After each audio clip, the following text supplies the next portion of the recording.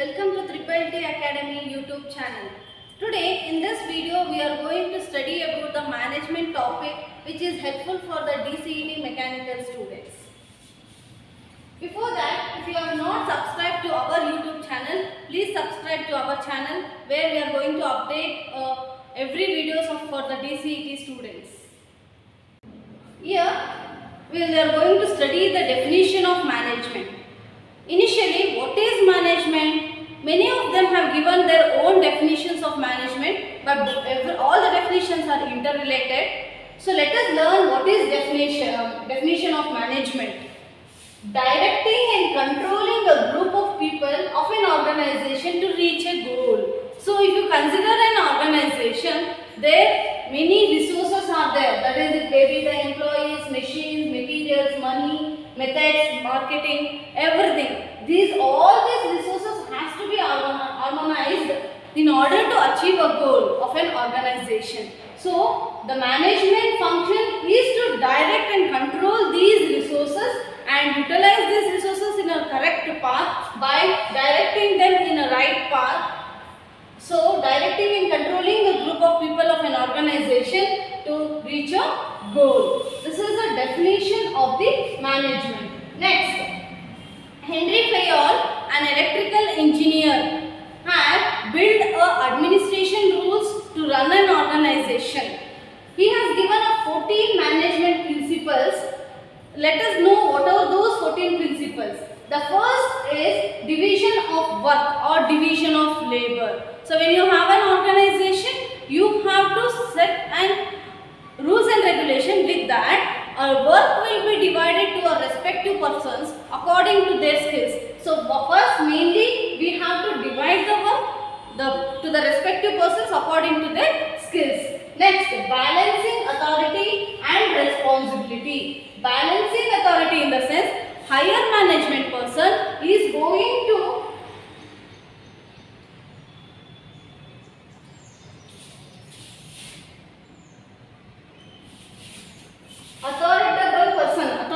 authority person is going to set the rules and regulation, and that will be allocated to the person. He has to act his responsibility according to the set rules and regulations. So we have to balance both order of the authority and responsibility of the employees. Okay. Next, we have a discipline. Each and every person, including from the top management to the lower management, everyone has to follow the discipline because it is going to reflect in the effectiveness of the work.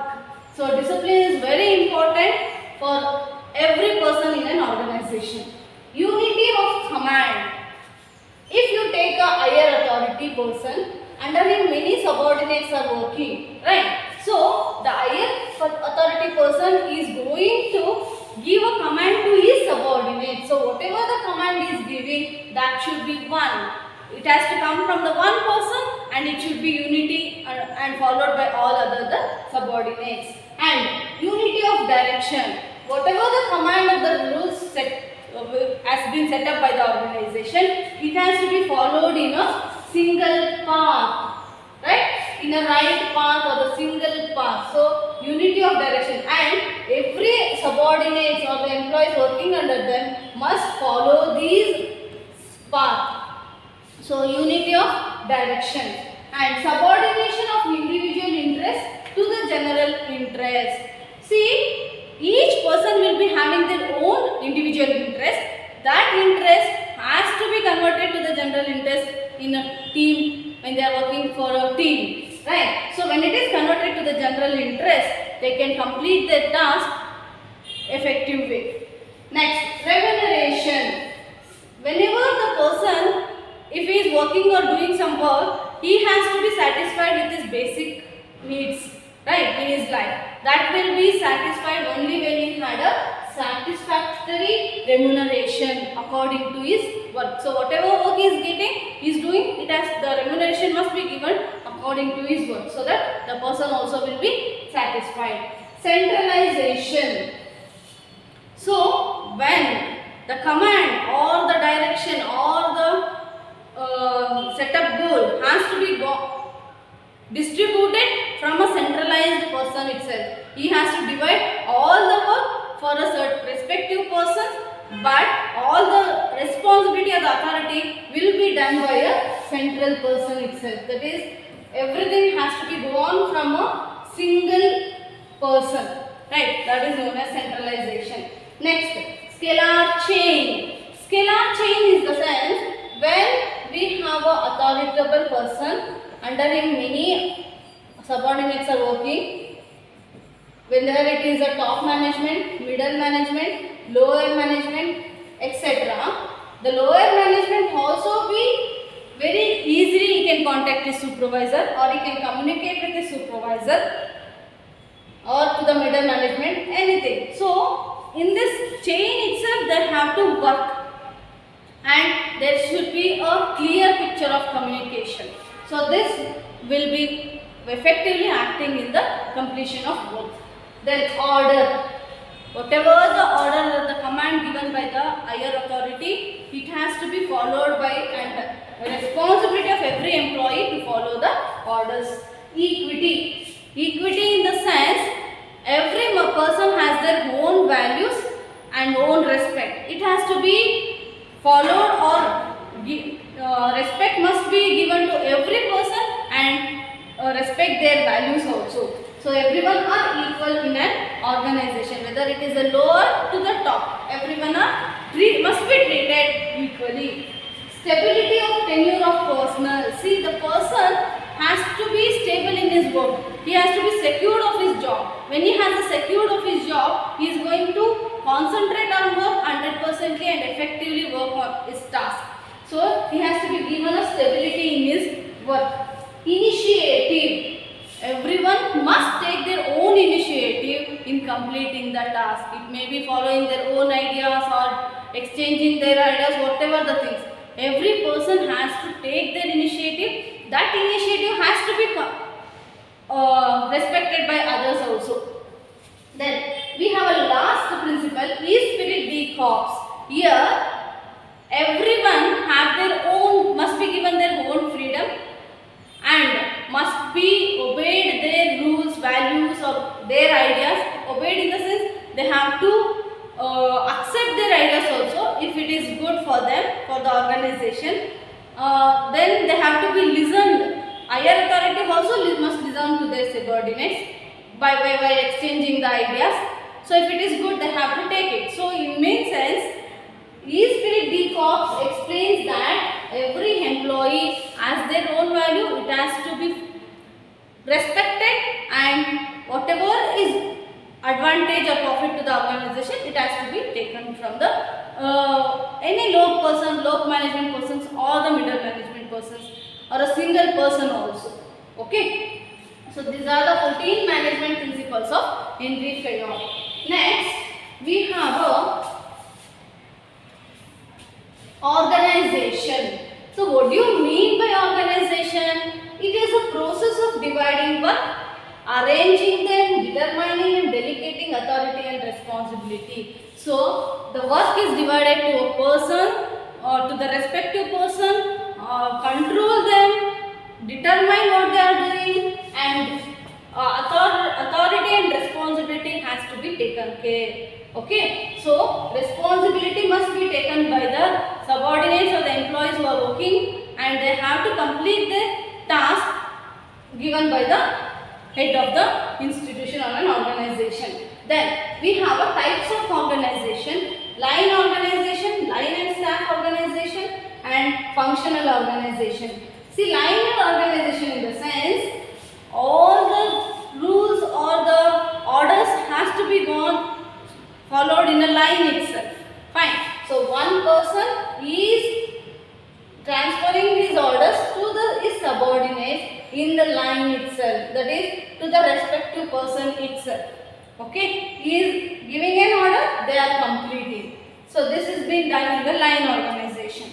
When you take the line and staff organization, in such organization, every department will be having their own staffs. Means there will be a division of work. Division of work will be done in the staff person also. Means staffs are also going to give or advisory. They are acting like advisory, and provide their ideas and share their strategies to complete the task. So, line and staff organization, staffs are also included. Here, the person will be acting as an advisory. Okay. Then, functional organization.